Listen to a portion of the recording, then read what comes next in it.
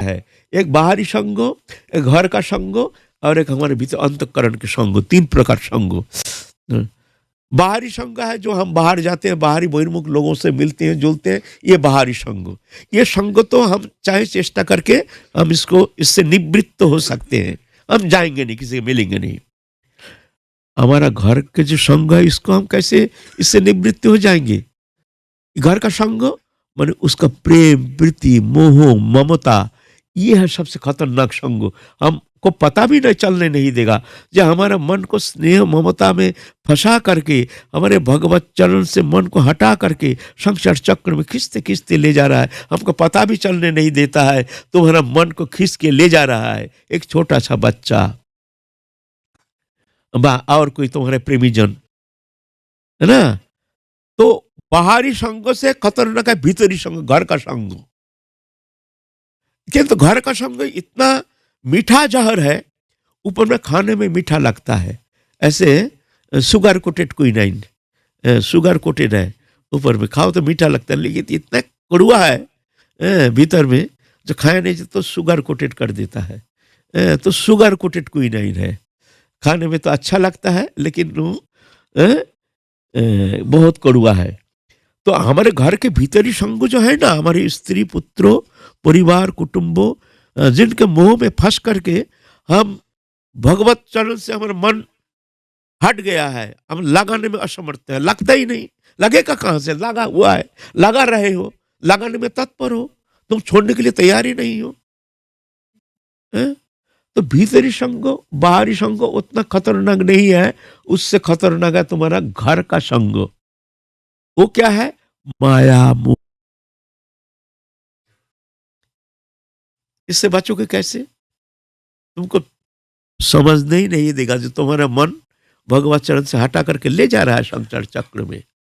माया, बड़ी माया, घर में, अपने घर में। बाहरी संग उतना तुमको दूषित, उतना तुमको भगवत चरण से हटाने में समर्थ नहीं है।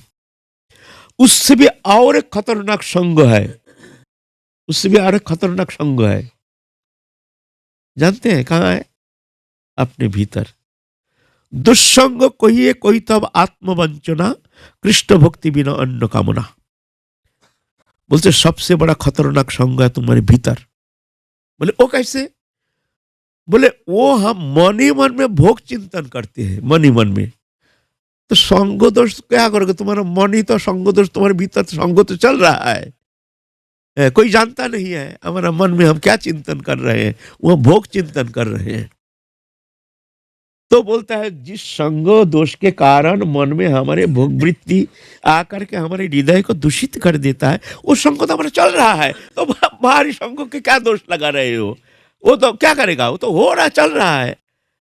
तुम क्या मूर्ख बना रहे हो संसार को? हम किसी से मिलते जुलते नहीं है। तुम्हारे भीतर में सबसे बड़ा संग है, भीतरी संग सबसे बड़ा खतरनाक है। और खतरनाक बाहरी संग से घर का संग खतरनाक, घर का संग से अपने भीतरी अंतर जगत में कोई जानता नहीं है हम क्या चिंतन करते हैं। वहाँ विषय चिंतन करते हैं, वहाँ और भोग्य विषय वस्तु पदार्थ जिसके प्रति हमारे मन में आसक्ति है, हम उनकी चिंतन करते हैं। मन ही मन में उसका कल्पना करके हम उसमें रमण करते हैं।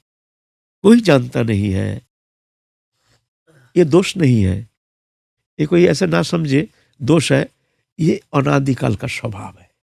ये किसी का दोष कहा नहीं जाएगा जी ये बहुत दोषी है, ना ना ना ना, ऐसा नहीं कहना।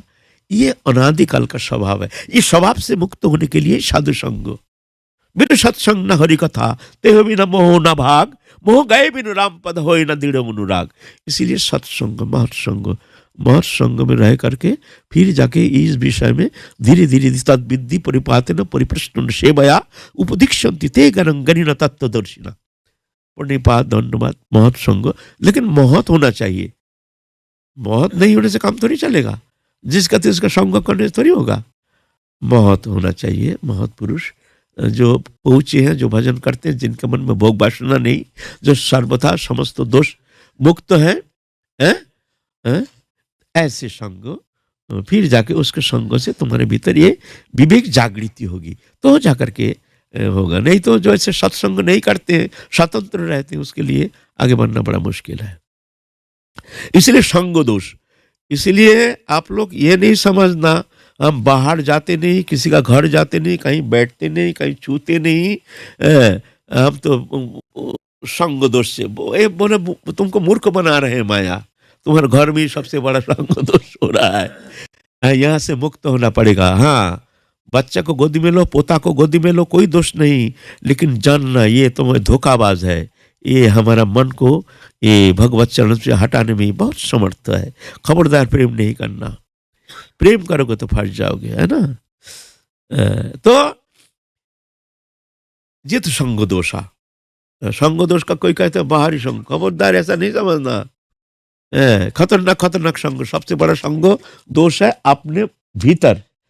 मन में कभी दूषित चिंता नहीं करना चाहिए, पलक के लिए भी कभी आ भी जाए पूर्व संस्कार बस, तो उस समय मुक्त होने के लिए, उस समय के लिए नाम करना। हाँ हाँ, हमारे मन में ऐसे दूषित चिंता आ गया है, चलो चलो भगवत नाम करो, हे राधा रानी, जय जय, चलो चलो, आ जाता है, आएगा।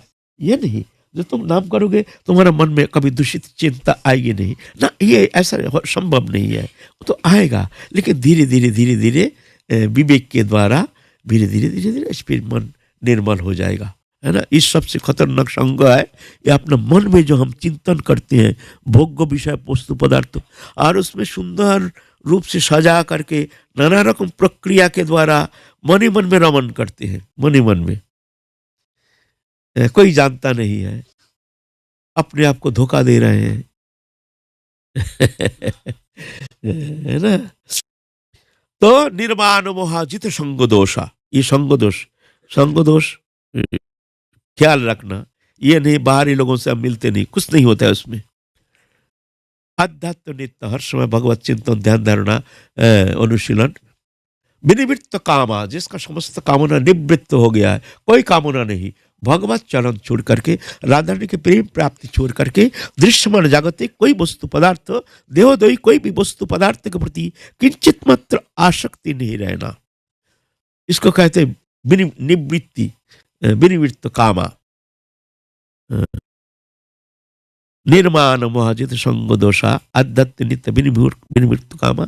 द्वंद्व विमुक्त, द्वंद्व हर्ष विषाद, मान अपमान, शीत उष्ण, सुख दुख, लाभ हानि, ये सब द्वंद्व है। ये प्राणी मात्र ही, शरीरधारी प्राणी मात्र सबके लिए ये द्वंद्व का सामना करना पड़ता है। शीत है तो गर्मी है, लाभ है तो हानि है,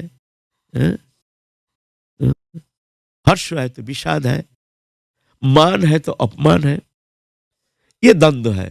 तो इसमें साम्य भाव रखना चाहिए। कोई अपमान करे उसको भी ज्यादा दुखी नहीं होना चाहिए, अरे हमको ऐसा अपमान सूचक शब्द कह दिया। कोई सम्मान करे उसमें भी फूल नहीं जाना, जो हमको इतना सम्मान किया, माला उला पहना के, अरे ना ना, दोनों झूठा है, दोनों झूठा है। वो जो सम्मान वो भी झूठा, वो जो अपमान वो भी, दोनों झूठा है।